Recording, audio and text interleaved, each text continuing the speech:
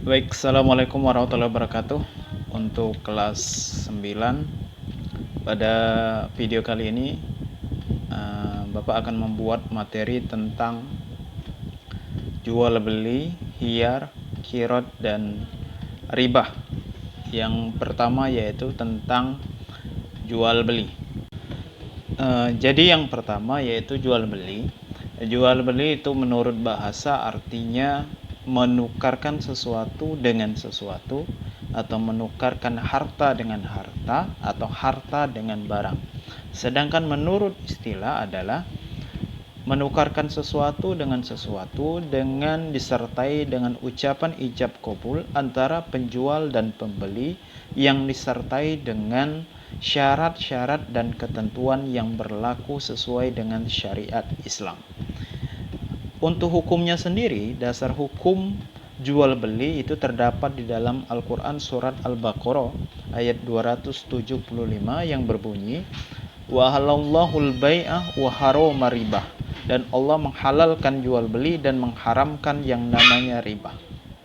Jadi halal hukumnya, jadi hukum dari jual beli adalah mubah atau diperbolehkan. Yang ketiga yaitu rukun jual beli. Untuk rukun jual beli itu ada 4.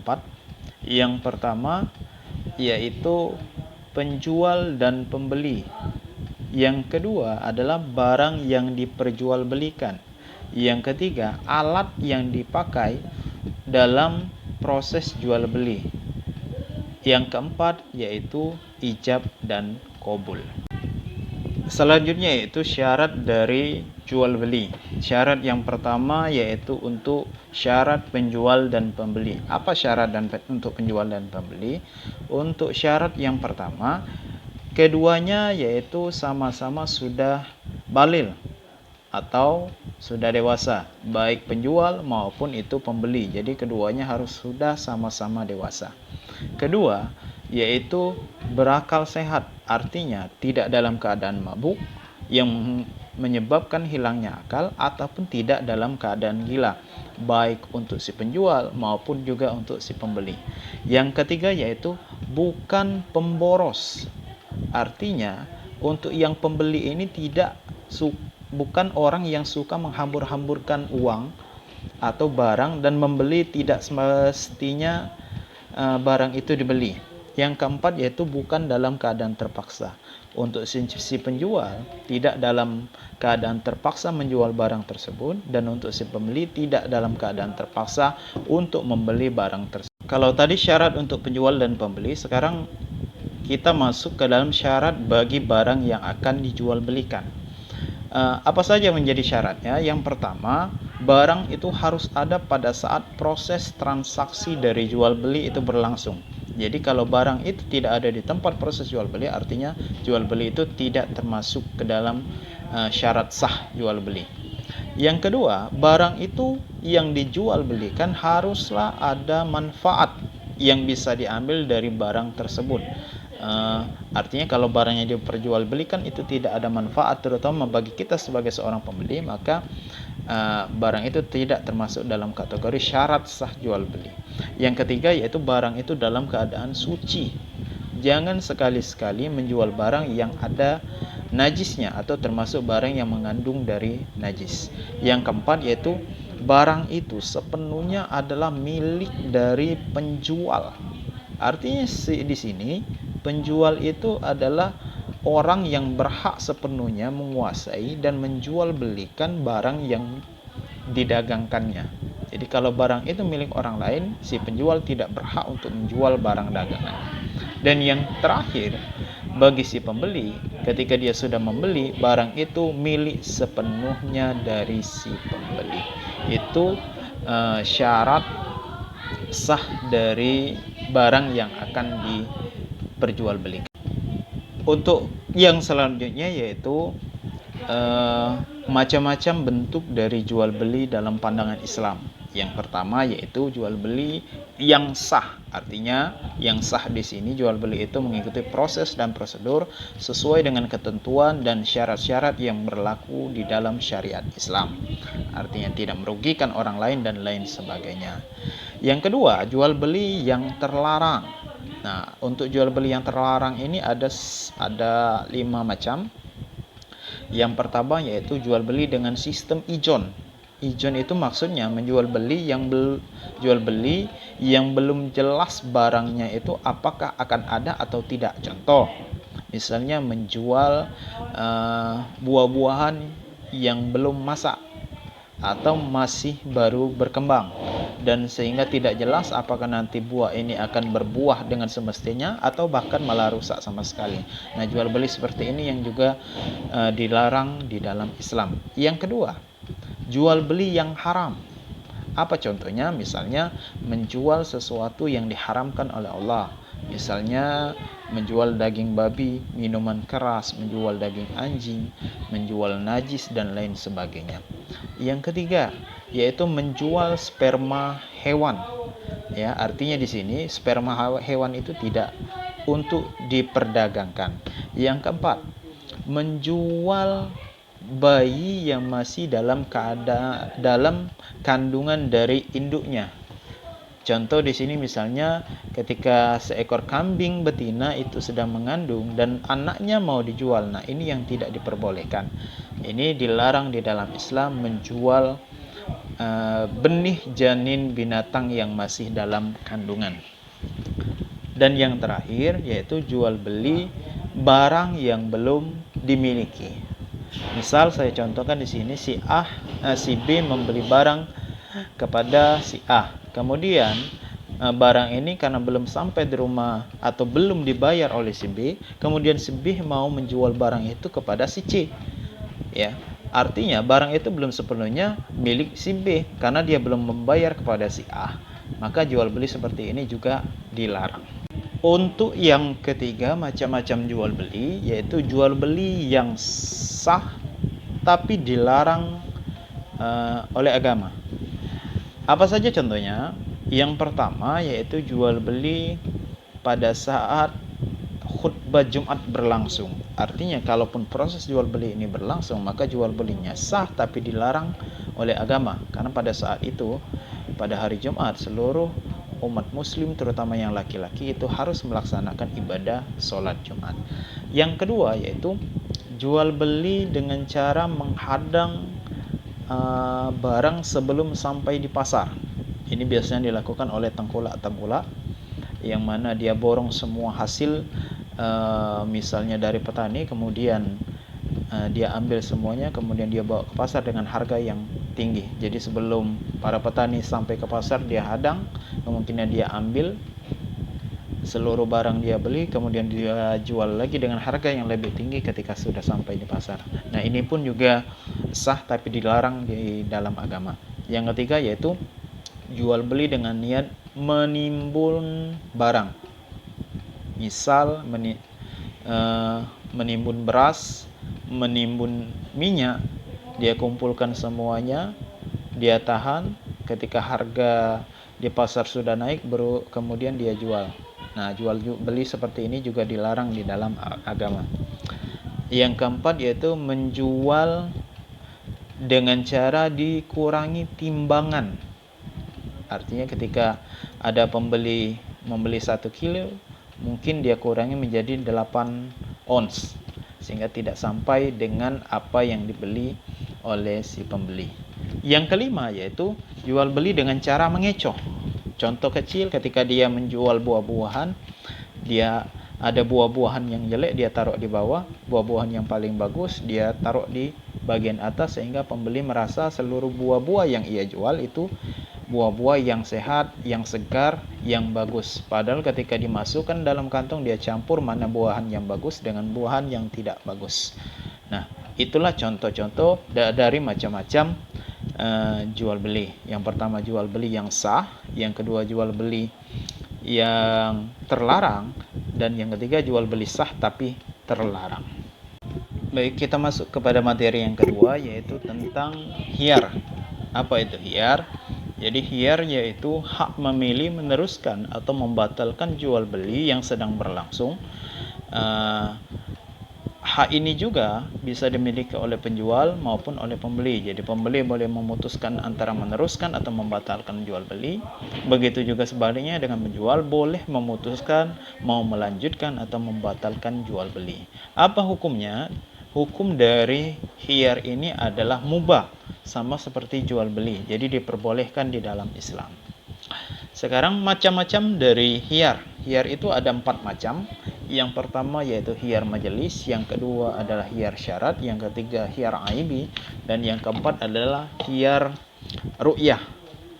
Yang pertama khiyar majelis yaitu hak memilih, meneruskan atau membatalkan proses jual beli selama keduanya yaitu penjual dan pembeli masih berada di tempat proses jual beli. Yang kedua khiyar syarat. Khiyar syarat adalah hak memilih meneruskan antara meneruskan jual beli atau membatalkan jual beli selama masa tenggang yang telah disepakati antara penjual dengan pembeli. Misal disepakati selama 1 bulan. Ketika habis sudah 1 bulan, maka hak penjual maupun hak pembeli boleh meneruskan atau membatalkan proses jual beli. Yang ketiga yaitu khiyar aibi. Aib artinya hak memilih meneruskan atau membatalkan jual beli bagi si pembeli apabila melihat kalau ada kecacatan atau kerusakan pada barang yang akan dibeli, maka hak dari pembeli untuk membatalkan akad jual beli.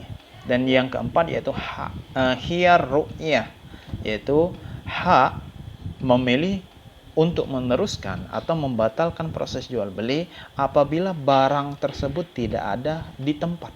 Jadi hak dari pembeli untuk melanjutkan atau membatalkan sekiranya kalau penjual itu tidak bisa menghadirkan barang yang diminta oleh pembeli. Jadi itulah ada 4 macam dari macam-macam khiyar. Yang pertama khiyar majelis, yang kedua khiyar syarat, yang ketiga khiyar aibi, dan yang terakhir adalah khiyar ru'yah. Yang ketiga yaitu materi tentang kirot.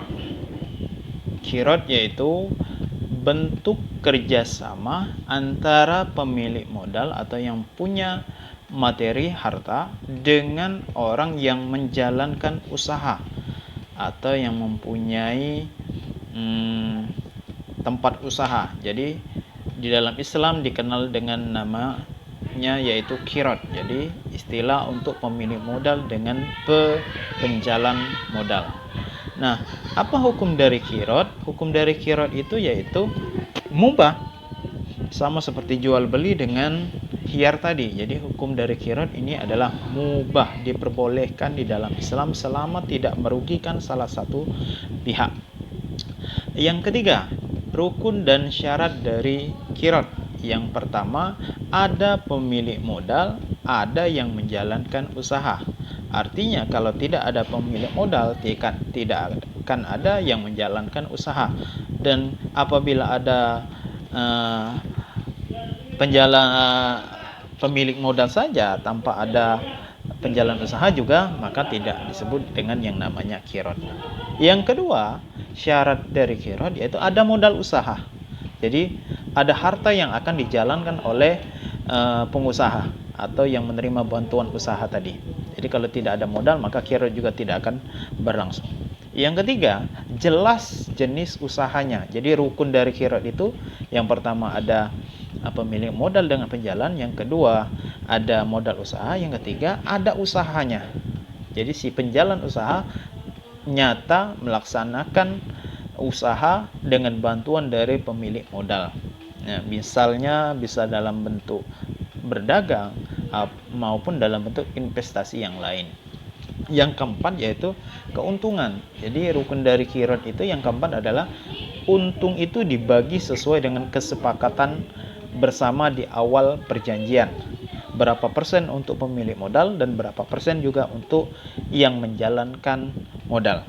Dan yang terakhir adalah lafaz ijab qabul, bisa diucapkan dengan setuju, saya terima dan saya akan jalankan.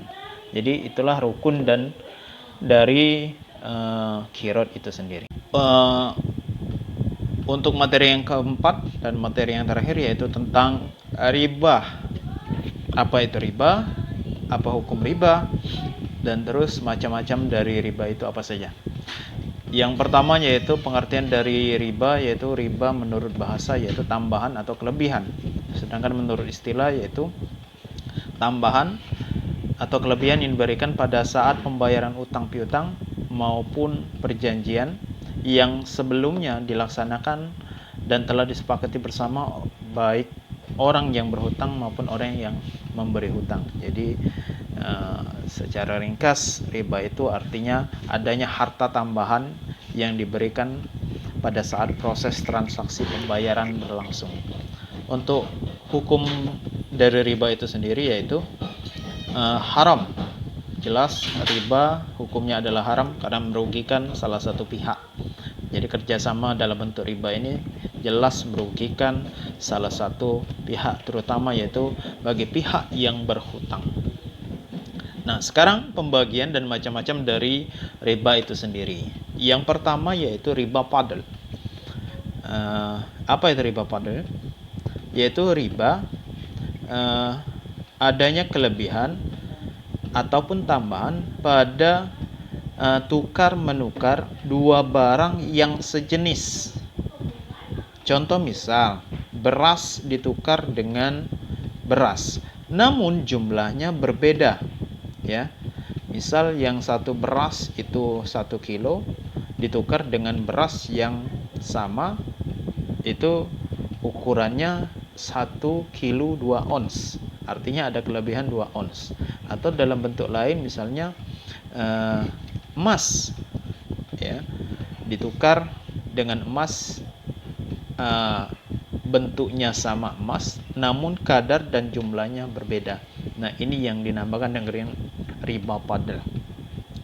Yang kedua yaitu riba qardi, yaitu meminjamkan uang dengan harapan ada imbalan kelebihan pada saat si penghutang mengembalikan hutangnya. Misal si A menghutangkan uang Rp50.000 dengan harapan nanti si B akan melunasi dengan tambahan menjadi Rp70.000.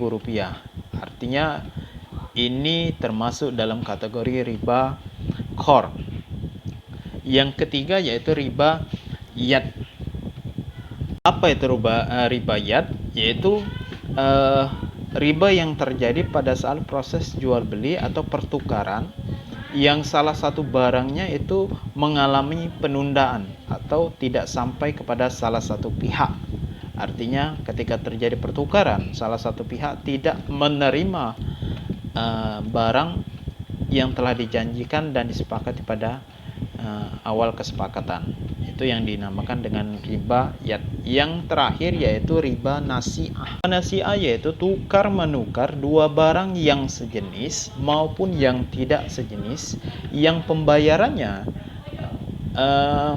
disyaratkan dilebihkan oleh penjual. Artinya ketika penjual mengatakan mau melebihkan pada saat proses pembayaran dari hutang piutang maupun jual beli, maka ini termasuk dalam kategori riba nasi'ah. Itulah keempat macam-macam dari riba. Yang pertama tadi riba fadl, yang kedua riba qard, yang ketiga riba yad, dan yang keempat yaitu riba nasi'ah. Itulah keempat materi kita pada hari ini, semoga bisa dipahami.